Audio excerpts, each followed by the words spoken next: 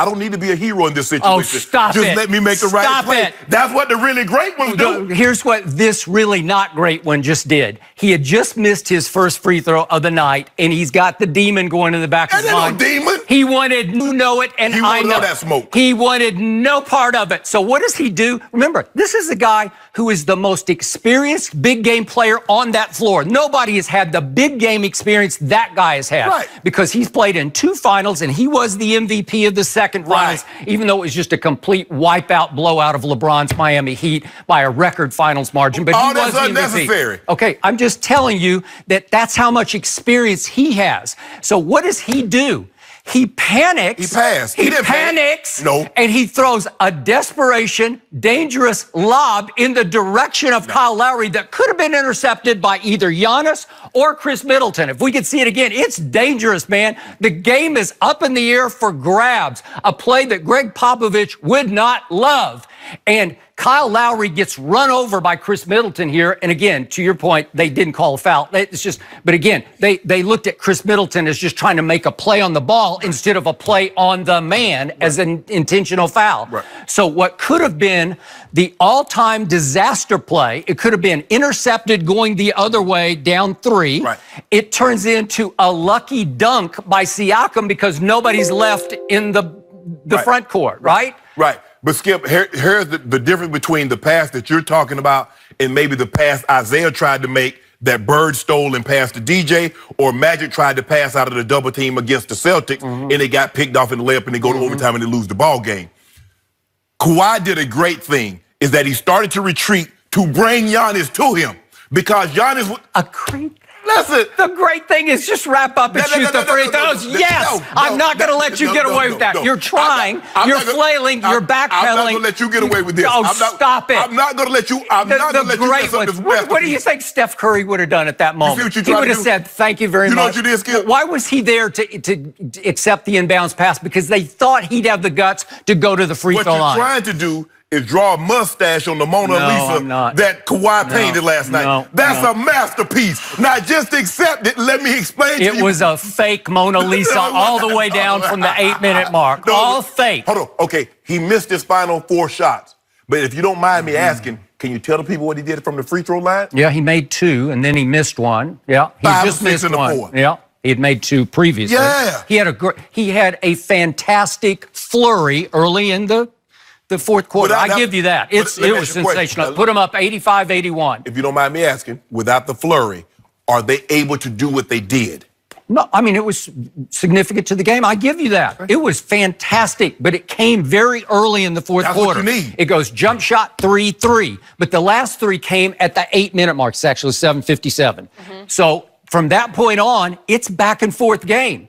And his help took over way more than Pavarotti took over. No. But the difference is that his flurry, you remember the Hagler-Leonard fight. They say Sugar Ray was flurrying at the end to impress the judges. Well, Kawhi got his flurry in early. Oh, so that's how you do it? That doesn't impress the judges at all because the judges forget about that. You saw. But in this case, all the media judges out there fixate on that, and then they just blank out the last 8 long minutes of the game. Wait, what did he do? 15. Oh, he was 0 for 4. 15 and points. He ran from the free throw line. He didn't run for the free throw line. I've told you, he's the poor man's LeBron James, and we know LeBron runs for the late game free throw. If you're that guy, don't be a hero. There's no time for you to try to be a hero in this moment. He retreated. So what did brought Giannis to him, got the ball to Kyle Lowry.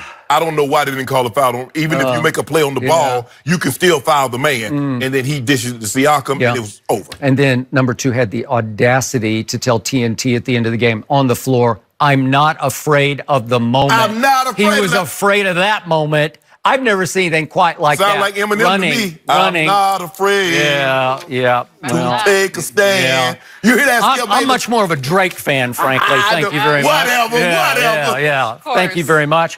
So I'm going to give you this. Number 2 had a very good stat line, but it doesn't reflect how ugly his last 8 minutes are because it looks so great because, to your point, he scored or assisted on a career-high 62 points. That's because he had so much help. So are you, Mr. Sharp, ready to admit today, here and now, that number 2 has more help than Giannis has? Skip, I clarified my statement.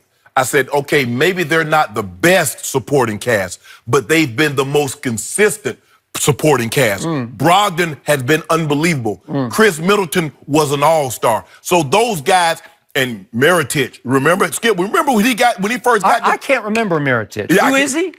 He went 0 for 4 last night. I hadn't seen him. I don't know who that guy is. Only played 9 minutes. Ilyasova, 0 for 1. I don't know what happened to them. I don't know. The consistency. Who is Chris Middleton? Didn't he once make an all-star team long ago? No, it was this year. It was that long ago. Yeah, I got it, yeah. But see, what happened? Okay. You thought he was going to be an all-star with Kawhi on it?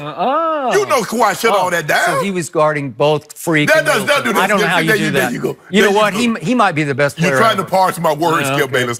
He starts out on Giannis. When Giannis goes to the bench, he slides to Middleton. Middleton like, please don't take Giannis out. Because if you take Giannis out, Kawhi gonna get on me and I ain't gonna be able to do nothing. Interesting. So I don't know how this happened, but the guy with more help, like I told you before the series started, look at the help he got last night from Siakam. Yes. You don't think Siakam is rim protecting like crazy? Oh, he had 3 more blocks last night. He had 13 rebounds and 14 points. That will work. Yes. And Kyle Lowry had 17 more points, and they were all big points. They were key. But Skip, tell the whole story. Siakam, 5 of 15. Kyle Lowry, 4 of 11. Now, the stat line looks good. 14 and 13, 3 blocks for Siakam. Kyle Lowry has 17, and what do you have? 6 assists. But it's that 35, 9, and 7. Well, tell the truth. What were the numbers? 11 of 25. So once he missed 14 shots. Yes, Skip. He didn't even come close to making half his shots. They turned him into a volume shooter. He has to be this. When have we ever seen, since the Philly series and this series, when at any point in time in his career have we seen Kawhi attempt this many shots? He's not a volume shooter. He played on a team that shared the ball. He got to play with Tim Duncan, Manu Ginobili, and Tony Parker.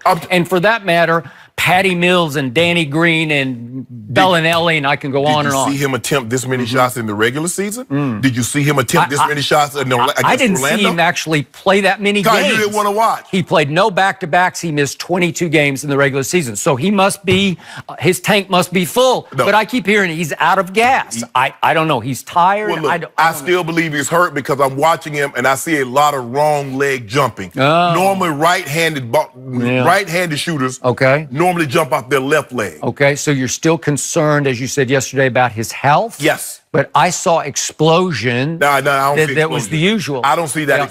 The only thing I see is after he dunks, he seems ginger when he comes down, like he does have a new demon, like, I'm going to hurt myself when I fall, because we saw him come down from 2 dunks in game 3 in Toronto and hurt both his legs. So now he's got the phobia of, it's like fear of heights now. What do they call the fear of heights? I can't remember what it is.